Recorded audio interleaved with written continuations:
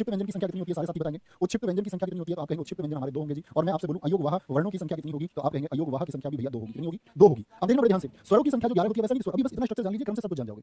बस मुझको ये बताइए उत्क्षिप्त व्यंजन कौन-कौन से होते हैं। इसको बोलना है अड़ा, डे नहीं, डे नहीं कहना है, अड़ा और अड़ा, डे और ढे आपके ये है अड़ा और अड़ा। बस अयोगवाह बताइए कौन-कौन से हैं। अयोगवाह आप कहेंगे अनुस्वार और विसर्ग, इनके नाम जान लीजिए, अनुस्वार और विसर्ग, सिर्फ इतना भर जाना है, 52 लिखेंगे। लेकिन दोस्त यदि प्रश्न आ जाए, आपसे क्वेश्चन पूछ ले कामता प्रसाद के अनुसार वर्णों की संख्या कितनी है, तो क्या कहेंगे? तब हमारा उत्तर 52 नहीं होगा, तब आपको उत्तर लिख के आना है कामता प्रसाद के अनुसार वर्णों की संख्या। भैया जी हम परीक्षा में यदि पूछेगा तो 43 कहेंगे, इतना 43 जब हमारा आंसर होगा 43, 45 भी नहीं 43। आगे आएंगे, अगले प्रश्न पर आएंगे। भाषा की सबसे छोटी इकाई को क्या कहा जाता है? भाई मैं बोल रहा हूं ये क्या है, भाषा है। आप अंग्रेजी बोलेंगे तो भाई भाषा होगी, हिंदी में हम जो बोल रहे हैं, तो मैंने बोला बोल, तो बोल क्या है? ध्वनि को लिखित रूप देना, ध्वनि को लिखित रूप देना ही क्या कहलाता है? वर्ण कहलाता है, वर्ण।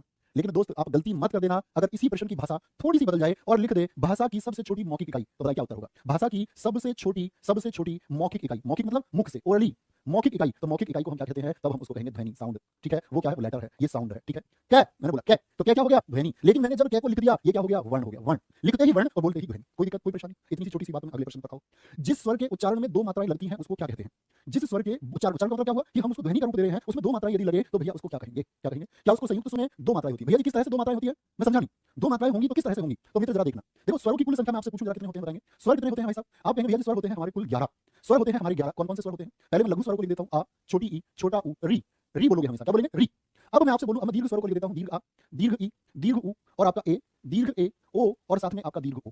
ये क्या है आपके? ये सारे के सारे अगर मैं बात करूं, इनको हम मूल कहेंगे, इनको ही दोस्त हम लघु कहेंगे, इनको ही दोस्त हम एक मात्रिक कहेंगे, क्योंकि इन सब की कितनी मात्रा होती है? चंद जब मैं आपको सिखाऊंगा तब मात्राएं गिननी भी सिखाऊंगा कि कैसे मात्राएं आप गिन सकते हैं आसानी से।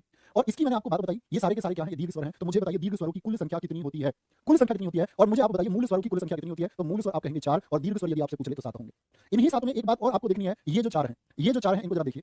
ये देखिए इसमें जो आपका ए, दीर्घ ए, ओ और साथ में आपका दीर्घ औ है, इन चारों को क्या नाम देते हैं हम? इन चारों को हम नाम देते हैं संयुक्त स्वर। क्या नाम देंगे? संयुक्त स्वर।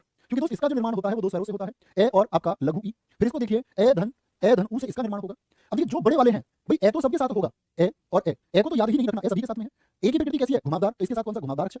ओ की प्रकृति कैसी है? देखिए ओ, इसके साथ में ऊ। अब जो दीर्घ है उसके साथ सिर्फ लघु वाले को लीजिए, यानी कि ए के साथ क्या आएगा? ए। तो मैं आप सबसे पूछना चाहूंगा इस ए के साथ में क्या आएगा? यदि मैं आपसे पूछूं औ का निर्माण या दीर्घ ओ का निर्माण किससे होता है, तो आप कहेंगे भैया लघु वाले से होगा, यानी कि ओ आएगा आपका। तो ये क्या एक जाति थी? आप कहेंगे भैया ये अलग, ये अलग, ये अलग, ये अलग, ये अलग, ये अलग, ये अलग, ये अलग। तो इसका मतलब संयुक्त स्वर को हम क्या कह सकते हैं? विजातीय स्वर भी कह सकते हैं, जो एक जाति के ना हो।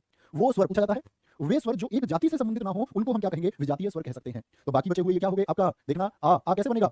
आ बनता है ए धन ऐसे। दीर्घ ई किससे बनेगी दोस्त, अब आप बताइए। या मैं बोलूं दीर्घ ऊ किससे बनेगा, तो आप कहेंगे ई धन ई से बनेगा और ऊ बनेगा ऊ धन ऊ से। यानी ये एक जाति है या नहीं है? ये एक जैसे हैं या नहीं है? तो आप कहेंगे भैया इनको हम यदि आपका नाम दे दें सजातीय स्वर तो हम गलती तो नहीं कर रहे? बोलो यस और नो। आप कहेंगे नहीं भैया हम गलती नहीं कर रहे। तो स्वरों का ये छोटा सा वर्गीकरण आपको समझ में आया? कोई